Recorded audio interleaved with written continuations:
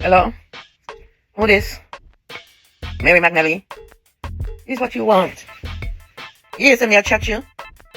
Oh, really, Fiwa? Yeah, I did say that. Why? I'm gonna tell you why. You're bright to call me number. And since you call me number, watch the ride now. Right?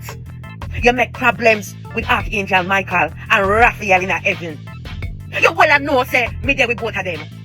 And now there's peer arguments in heaven, lightning and thunder flash because them a fight over the good underneath.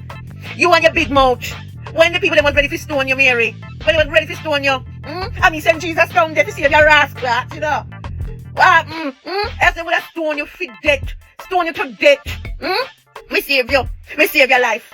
And you and your jealous self because you know how about you, you know. Because Archangel Michael tell me say he did want in peace, but he said he no want to touch you because he did give Jesus born. You know, tell the penny come out ugly. You think Jesus would have a child look like a gorilla? Mary, now make me start upon you.